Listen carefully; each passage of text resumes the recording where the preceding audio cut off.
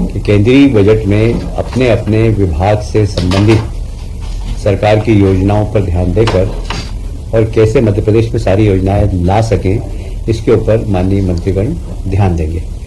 दूसरा, उन्होंने निर्देश दिया है कि श्रावण मास का महीना चल रहा है और हमारे प्रदेश की जनता बहुत धार्मिक है, तो जितने भी भगवान शिव के मंदिर है उसके आसपास आवागमन थोड़ा ठीक हो, इस बात की सभी जनप्रतिनिधि और माननीय मंत्रीगण चिंता करें। तीसरा ये भी है कि बारिश इस बार अच्छी होने की संभावना है और होना प्रारंभ भी हो गई है, तो जितने भी हमारे नदियां हैं, छोटे नाले हैं, उनका बहाव ठीक हो, उसके कारण जल भराव नहीं हो, इसमें माननीय सभी मंत्रीगण चिंता करें। मुझे ये कहते हुए बहुत प्रसन्नता है कि भारत सरकार के आर्थिक सर्वेक्षण 2024 में मध्य प्रदेश के संदर्भ में जो उल्लेखनीय बात माननीय वित्त मंत्री जी ने कही है, उसमें 2018 से 2023-24 में अवधि में मध्य प्रदेश सतत विकास के लक्ष्यों को प्राप्त करने वाला प्रदेश है, जो तेजी से जहां पर प्रगति हो रही है, और इस अवधि में लगभग 15 अंक की बढ़ोतरी हुई। 15 अंक पीछे थे, हम 15 अंक आगे बढ़े हैं। नदी लिंक परियोजना जो हमारी है, केन बेतवा परियोजना, उसकी भी चर्चा की गई। भारत के आर्थिक सर्वेक्षण में मध्य प्रदेश उत्तर प्रदेश को मिलाकर बनी केन बेतवा लिंक परियोजना में मध्य प्रदेश और उत्तर प्रदेश दोनों को फायदा होगा। जहाँ सिंचाई का पानी मिलेगा वहीं पीने का पानी भी मिलेगा। उसी प्रकार पार्वती कालीसिंध चंबल लिंक परियोजना मध्य प्रदेश और राजस्थान के लिए एक माइलस्टोन होगी। इन दोनों ही प्रदेशों के 13 जिले जहाँ पीने का पानी मिलेगा, सिंचाई का पानी मिलेगा। यह लगभग योजना 72,000 करोड़ में की है योजना, जिसमें 35,000 करोड़ राज्य सरकार के लगेंगे। हमारे यहाँ बड़वानी और खरगोन जिले में कच्ची डाइवर्शन आधारित सिंचाई प्रणाली, इससे थोड़ा सा लिफ्ट इरिगेशन को परिवर्तित करके बनाया गया है। इसमें इस प्रणाली के माध्यम से जल खेतों तक पहुंच रहा है और इसको एक आइडियल प्रणाली भारत सरकार ने माना है और उसमें मध्य प्रदेश सरकार की पीठ पर छपाई है। अगर हम खेती के उत्पादन की बात करें तो दलहन उत्पादन में मध्य प्रदेश प्रथम नंबर पर है, तिलहन उत्पादन पर दूसरे नंबर पर है और दलहन उत्पादन का लगभग 1/4 देश में, तिलहन उत्पादन का 5वां हिस्सा मध्य प्रदेश पे आ जाता है। सोयाबीन में नंबर 1 है, चना गेहूं के उत्पादन में मध्य प्रदेश नंबर 1 है, जो देश के उत्पादन का लगभग 42%, 28% और 19% का योगदान देता है। ये सब भारत सरकार के सर्वेक्षण की रिपोर्ट में आपको अवगत करा रहा हूँ। मध्य प्रदेश में कुल जो खाद्यान्न उत्पादन में भारत में मध्य प्रदेश दूसरे नंबर पर है। राज्य में मक्का, मोटे अनाज, मूंगफली और मस्टर्ड के उत्पादन में भी हम लोग तीसरे नंबर पर हैं। मध्य प्रदेश में 7 पीएम मित्र पार्कों में से एक कपड़ा उद्योग को बढ़ावा देने के लिए धार जिले में लगभग 4,445 करोड़ की योजना यहाँ पर स्वीकृत की गई है, जिसमें हमारे आदिवासी भाइयों को बड़ी संख्या में रोजगार मिलेगा। सीमेंट उत्पादन में भी मध्य प्रदेश 5वें स्थान पर है और विशेषकर मैं उल्लेख करूंगा इंदौर का जो हमारा बायो सीएनजी प्लांट है, उसके बारे में भी, उसके ऊपर केस स्टडी होना चाहिए। भारत सरकार ने अपने आर्थिक सर्वेक्षण में देश के अन्य नगर निगमों को भी संदेश दिया है। इसमें रोजाना लगभग 45,000 क्यूबिक मीटर बायोगैस का उत्पादन होता है। मुझे ये कहते हुए बहुत प्रसन्नता है कि आईटी के क्षेत्र में निवेश आए, उसके लिए आज नई आईटी पॉलिसी बनाई गई है। उस आईटी पॉलिसी के खास जो उल्लेखनीय बिंदु मैं उसके पर चर्चा करूंगा। एक तो सिंगल विंडो क्लियरेंस है, दूसरा कैपिटल एक्सपेंडिचर में भी सहयोग करेगी राज्य सरकार।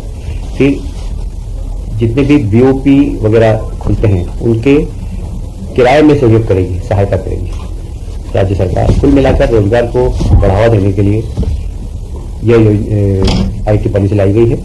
इसमें उनकी मार्केटिंग में भी हम लोग सहायता करेंगे, क्वालिटी सर्टिफिकेशन में हम सहायता करेंगे, पेटेंट फाइलिंग में, क्योंकि जो आईटी के क्षेत्र में जो लोग वो बनाते हैं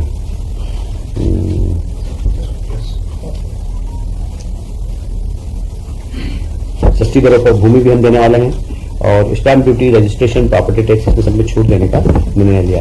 हमने आईटी पॉलिसी ऐसी बनाई कि देश के सभी आईटी पॉलिसी का हमने कंपैरिजन किया और मध्य प्रदेश की कैसे आईटी पॉलिसी अच्छी बने जिससे हम निवेश को आकर्षित कर सकें और लोगों को रोजगार के नए अवसर दे सकें। इसमें मैं पहले ही बता दिया, जमीन में छूट, क्वालिटी में उनका राज्य सरकार सहयोग करेगी। अगर किराए के बीपीओ बनाते हैं तो किराए की छूट देगी, टैक्स में छूट देगी, पेटेंट कराने में छूट देगी, ये सब राज्य सरकार की जिम्मेदारी ले रही है, जिससे कि आईटी में ज्यादा इन्वेस्टमेंट मध्य प्रदेश में आए।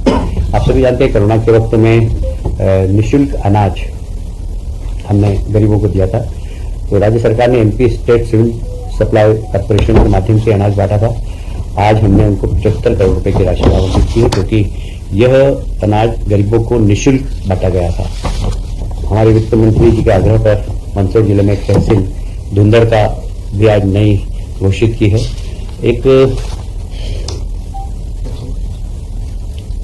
एक हमारे यहाँ जो हायर एजुकेशन के अंदर संभागीय मुख्यालय हैं, क्षेत्रीय कार्यालय हैं, क्षेत्रीय कार्यालय को सशक्त करना, उसका उद्देश्य है कि वहाँ के माध्यम से कॉलेजों में नियंत्रण हो, क्वालिटी एजुकेशन हो, और इसलिए बहुत जरूरी है कि उसको सशक्त किया जाए।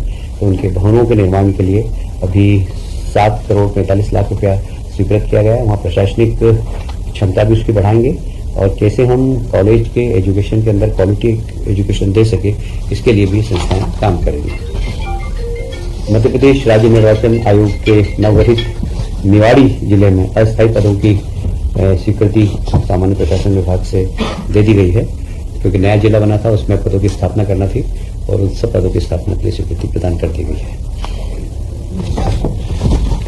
अभी जो हमारा बजट है, अभी आ रहा है, बजट भाषण वित्त मंत्री का चल रहा है, पर मुझे बहुत प्रसन्नता है इस बात की कि बजट के 9 प्राथमिक बिंदु हैं। पहला है इंफ्रास्ट्रक्चर। पिछले बजट में 10 लाख करोड़ का इंफ्रास्ट्रक्चर में खर्च किया गया था, बजट में प्रावधान किया गया था। इस बार 11 लाख करोड़ का इंफ्रास्ट्रक्चर में बजट में प्रावधान किया गया है। कृषि को बहुत फोकस किया गया, विशेषकर प्राकृतिक खेती को प्रोत्साहन देने के लिए, और उनके उत्पादन को सही मूल्य मिल सके, इसके लिए सरकार कृषि नीति में प्रावधान कर रही है। रोजगार, जैसा कि मैंने बताया गया है, आज रोजगार एक बड़ी समस्या है। किसे रोजगार मिल सके और बेरोजगार नौजवान स्वयं अपना उद्योग डाल सके, और वे रोजगार मांगे नहीं, रोजगार देने वाले बने। ये माननीय यशस्वी प्रधानमंत्री मोदी जी का सोच है, और उसी को ध्यान में रखते हुए इस बजट में प्रावधान भी किया गया है।